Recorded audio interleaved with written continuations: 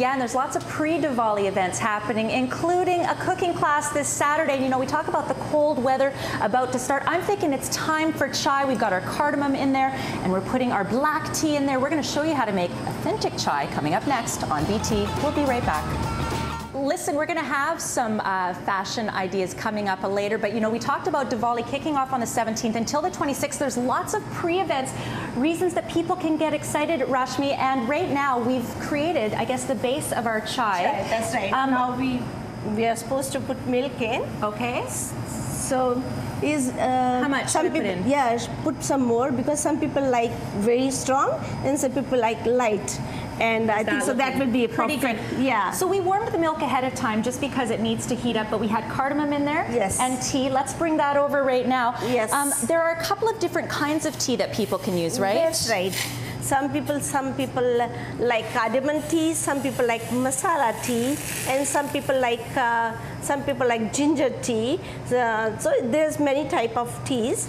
And you've got the spices that are involved over here right now in their whole form, right? So yes. What do we have? Yeah, some people like masala tea. So in masala you put cloves and cinnamons and fennel seeds and cardamom. Today we make a cardamom tea, and because this you can put this spices and grind it, and I brought the grinded one too, and then the cardamom also you can grind it. I have grinded this one too. So I didn't realize there was a couple of different variations of chai. So there's a masala chai, and then there's something like a cardamom.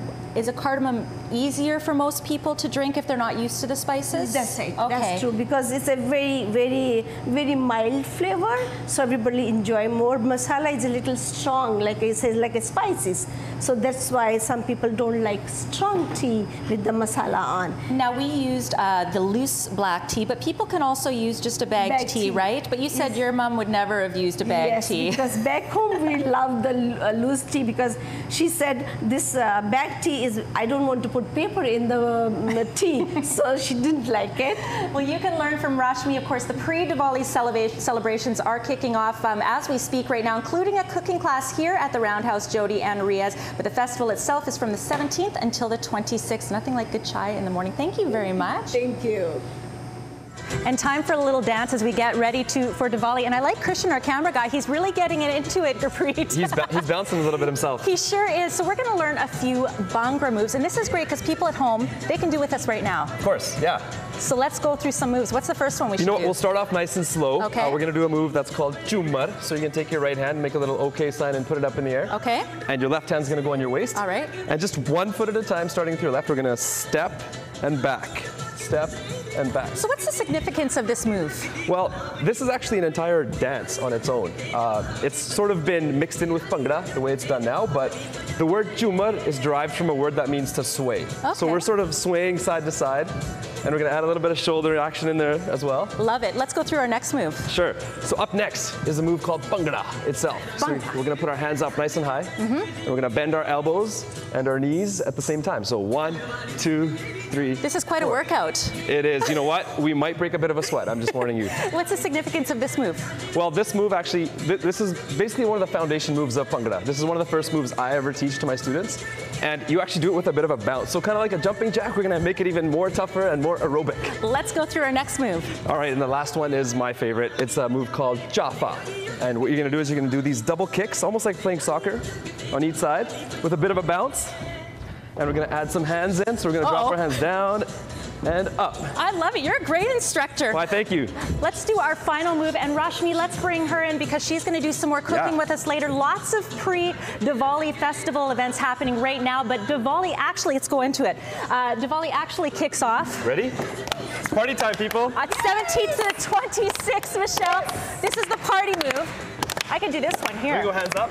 Oh, now you're getting complicated. More details on scheduling, including Gurpreet's dance classes, which are free. Go to the website. I got the clapping part. Yeah.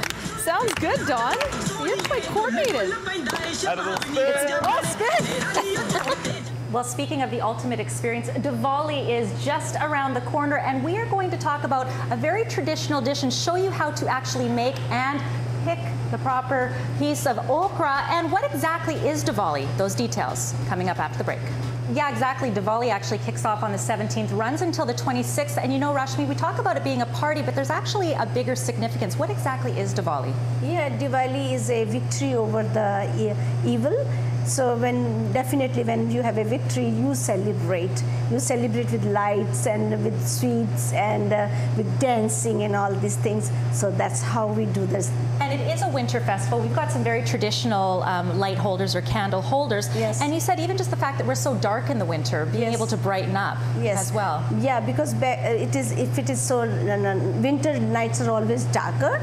So it's better to have a light. So back home that time there was no light. So these are the diyas. We light in us so that people can come see and come to your house. But now we're talking about the party part and the food part. Yes. Okra, how do we pick the best okra? Yeah, whenever you want to pick the okra, it should be tender. And the best way, the tip is that you just turn the tip and you see if it is turning, it is tender and there is no seeds.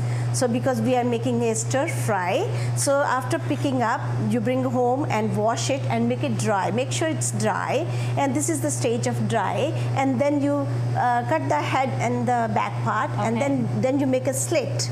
So when you make a slit, this is after making a slit. And we actually put the spices inside yes. the slit, right? Which spices are these? These are all spices are here. This is turmeric, mango powder, cumin powder, cornmeal, and this is paprika and salt. And you mix it like this, and then you hot the pan and they put the okra in this, and it has to be a sizzling voice. And you cook it for about how long? It's 5 to 7 minutes. It will be 7 minutes. And you are such a great instructor. By the way, a cooking class as part of the pre-Diwali celebrations happening on Saturday.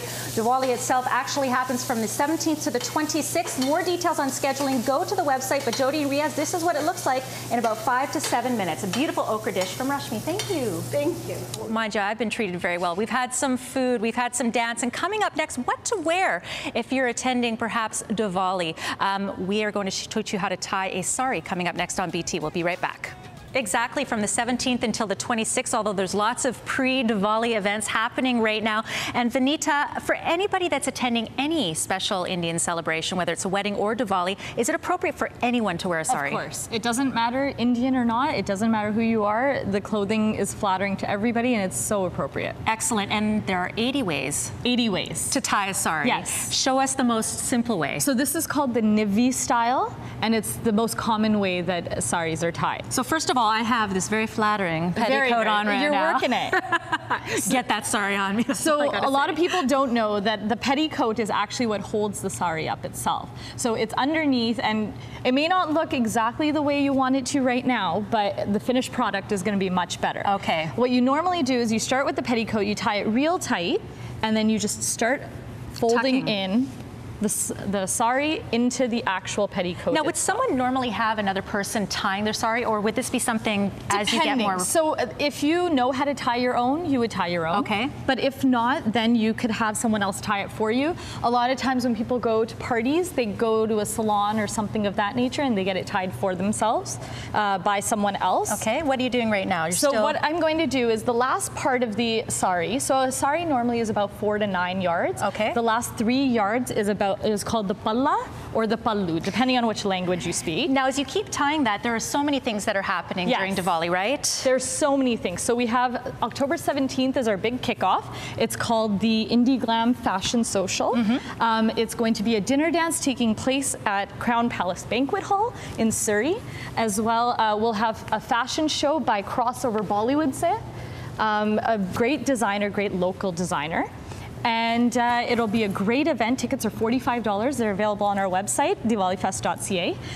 The next day, we'll be doing our first pinnacle event in Surrey called Diwali Downtown. So many great events, including some pre-Diwali festival things. And in fact, Rashmi is going to be teaching some cooking classes as well this Saturday. For more details and the complete scheduling, you can check out their website. Happy Diwali to everyone. We'll let you continue to tie. Yeah, We're going to take a break. What will the weather? You look beautiful. She looks beautiful. We're going to take a little break here on Breakfast Television. Long weekend upon us. What will the weather hold? Russ has those details. This looks great. I feel like we should be doing the party dance now, Rashmi.